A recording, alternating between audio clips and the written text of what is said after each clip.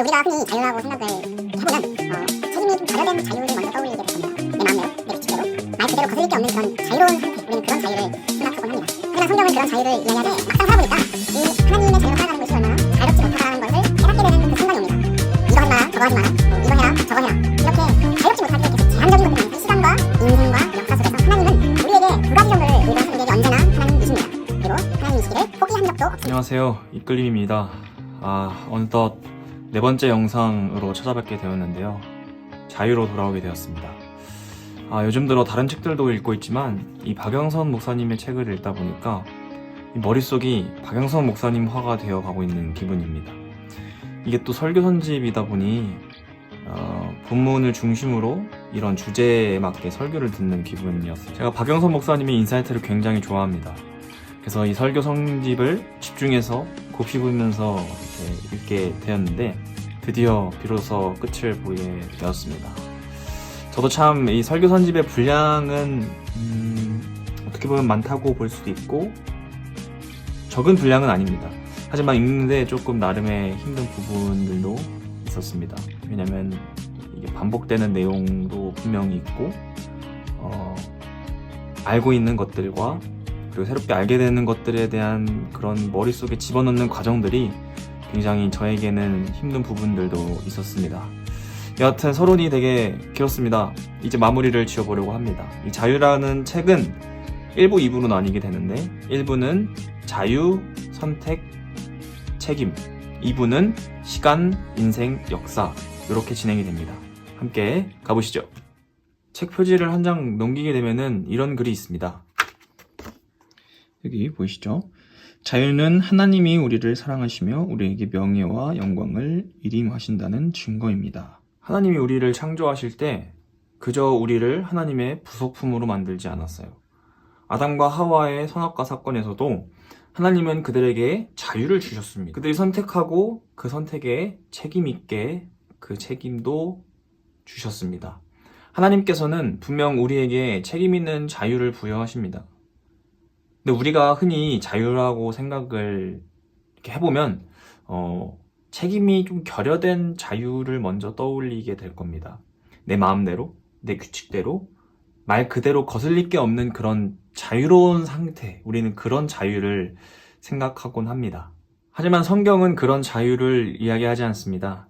요한복음 8장 32절 말씀입니다. 진리를 알지니 진리가 너희를 자유롭게 하리라. 아멘. 하나님께서 우리에게 주시는 자유는 그저 우리의 마음대로, 우리의 뜻대로 할 수 있는 그런 자유가 아니라 정말 진리로 하여금, 즉 예수 그리스도로 하여금 죄에 대하여, 죽음에 대하여 자유로운 상태를 의미합니다. 죄와 사망의 노예가 아닌 이제는 하나님의 자녀로서 은혜 아래에 살아가게 되는 그런 자유를 주셨다라고 성경은 이야기를 합니다. 그런데 이런 질문이 생길 수 있어요. 하나님의 자녀로 살아간다는 거 좋다. 근데 막상 살아보니까 이 하나님의 자녀로 살아가는 것이 얼마나 자유롭지 못하다라는 것을 깨닫게 되는 그 순간이 옵니다. 이거 하지 마라, 저거 하지 마라, 이거 해라, 저거 해라. 이렇게 자유롭지 못하게 계속 제한적인 것들이 많이 생기죠. 우리가 생각한 자유가 아니게 되는 조건들입니다. 박영선 목사님은 이를 이렇게 설명합니다. 축구 경기에서는 하지 말아야 할 것들이 몇 가지가 있는데 그 중에 가장 기본되는 것은 발로 하는 경기니까 당연히 손으로 공을 만지면 안 되겠죠. 이러한 것들은 축구 선수들에게 대하여 억압일까요? 아니면은 제한일까요? 아니면 규칙일까요? 바로 제한이 아니라 규칙이라고 박영선 목사님은 얘기를 합니다. 이런 경기를 가능하게 하는 일종의 규칙으로서 손을 쓰면 안 된다라고 이야기를 합니다. 이처럼 하나님의 자녀들에게도 제한사항이 아니라 규칙이 있어요. 하나님이 정하신 그 내용들이 있습니다. 그 내용들은 제한사항이 아니라고 이야기를 합니다. 우리가 하나님의 자녀된 본분으로 살아갈 수 있도록 가능하게 하는 규칙이다. 하지만 규칙에는 책임이 따를 수밖에 없습니다.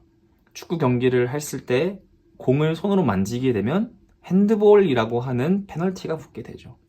어떻게 보면 본인이 발을 사용해야 되는 경기에서 손을 사용했을 때에 얻는 그러한 책임의 결과라고 볼 수 있습니다. 박영선 목사님께서는 그래서 이러한 책임을 강요가 아닌 우리 하나님의 자녀된 자녀로서의 명예라고 표현을 합니다. 우리가 이런 자유에서 오는 책임을 누리게 된 그 시작점에는 바로 예수 그리스도의 십자가가 있습니다. 예수님께서 우리에게 자유를 주시고 또한 그 명예, 책임을 누릴 수 있도록 하십니다. 그래서 예수 그리스도로 인해서 우리는 억압되고 제한되는 것이 아니라 오히려 은혜 아래에서 뛰놀며 자유로 부르신 영광과 명예의 자리를 누리라고 박영선 목사님은 이야기를 합니다. 69페이지를 보면은 자유를 가진다는 것은 가치 있는 존재가 된다는 것입니다. 그리고 그 존재가 그 가치를 행하는 것이 자유입니다. 라고 박영선 목사님은 이야기를 하고 있습니다. 가치를 실현하기 위해서는 우리에게 주어지는 것은 선택권입니다. 하지만 그 모든 선택이 하나님의 뜻에 합당한 순종은 아닐 수 있다라고 이야기를 합니다. 내가 이것을 선택할 수 있고 저것을 선택할 수 있는 그러한 자유로 얻는 권리인 선택권은 우리가 가질 수 있어요. 하지만 그 모든 선택이 하나님의 뜻에 합당한 순종이 아닐 수 있다라고 하는 거예요. 그래서 박영선 목사님은 순종을 이렇게 정의합니다. 195페이지에 하나님이 원하시는 컨텍스트에, 즉 맥락이죠.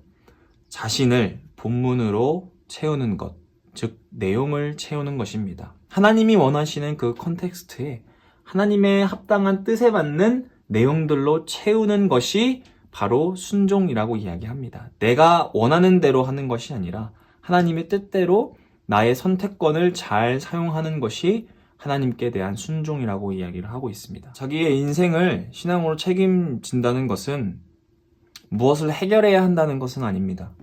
그저 우리에게 맡겨진 환경, 조건, 시간 속에서 우리의 실력만큼 우리가 할 수 있는 것들을 하면서 실패해보기도 하고 좌절해보고 성공도 해보는 일들의 연속으로 책임을 끌고 가는 것입니다. 그래서 사실 책임 속에는 고통이 존재합니다.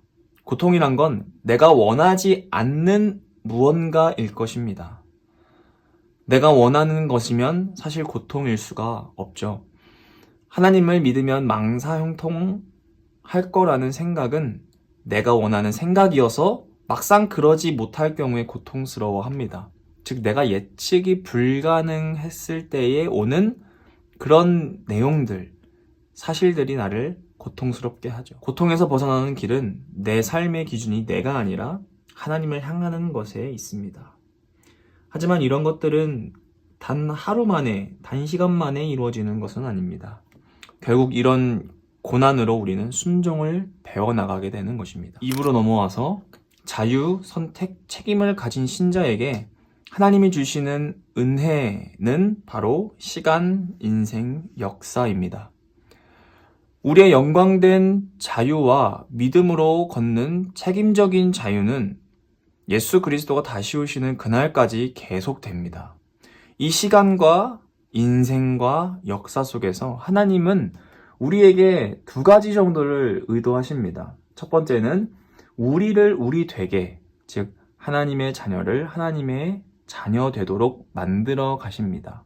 어떻게 보면 성화의 부분이라고 볼 수 있습니다. 하나님은 이 세상을 하나님의 완벽한 천국으로 만들려고 하는 것이 아니에요. 이 세상에서 우리를 하나님의 사람으로 만들려고 하십니다. 그래서 우리에게 자유와 선택과 책임이 있다면 우리의 시간과 인생과 역사 속에서 우리가 하나님의 자녀다운 모습으로 살아가야 하는 것이 우리에게 시간을 허락하시고 인생을 허락하시고 역사를 허락하신 이유입니다. 두 번째는 하나님이 하나님이신 것을, 하나님의 하나님 되심을 우리에게 선포하시기 위해서 이러한 것들을 허락하십니다. 우리에게 인생이라는 시간을 허락하셔서 방황 속에서도 함께 하시면서 우리가 결국 하나님 없이는 살아갈 수 없는 존재라고 하는 것을 깨닫는 그 순간을 마주하게 하십니다. 하나님은 우리에게 언제나 하나님이십니다. 그리고 하나님이시기를 포기한 적도 없습니다. 하나님은 우리와 늘 함께 하십니다. 우리의 하루하루가 힘겹고 승리보다는 패배에 가까운 삶인 것처럼 보일지라도 하나님은 하나님으로서 일하고 계십니다. 하나님께서 주신 영광의 자유 안에서 이 명예와 특권과 행복을 누리는 우리가 되었으면 좋겠습니다. 네, 여러분, 박영선 목사님의 설교 선집은 지금껏 설교해오신 것들을 이런 주제에 맞게끔 선별해 놓은 것이라서 사실은 각각의 챕터가 어떤 논리적인 흐름으로 연결이 안 될 수도 있습니다. 하지만 이런 주제를 폭넓게 이해하고 싶다면 정말 큰 도움이 될 거라고 생각합니다. 하나님께서는 이 믿음이라는 결과를 우리에게 선물하셔서 성화라는 길을 걸어가게 하셨고 그 길 가운데에 교회 공동체를 허락하셔서 나 혼자가 아닌 함께 지어져 갈 수 있도록 하나님께서는 우리에게 은혜를 베푸십니다. 그리고 그 시간과 인생과 역사 속에서 우리에게 부여하신 책임 있는 자유를 누릴 수 있도록 하는 것을 저는 이 설교 선집을 통해서 만날 수 있게 되었습니다. 어떻게 보면은 이런 믿음, 성화, 교회, 자유 이 네 가지가 흐름 따라 연결이 되는 것 같습니다. 그래서 여러분들도 한 권도 좋습니다. 4권 다 읽으면 참 좋겠지만 한 권이라도 읽으셔서 좀 더 우리에게 있는 신앙의 궁금증들과 나는 믿음을 어떻게 정의를 내리고 싶은지 내가 생각했던 것들과 내가 생각하지 못했던 것들을 이 박영선 목사님의 설교 선집을 통해서 많이 경험하고 만날 수 있는 시간이 되었으면 좋겠습니다. 다음 영상으로 찾아뵙도록 하겠습니다. 안녕.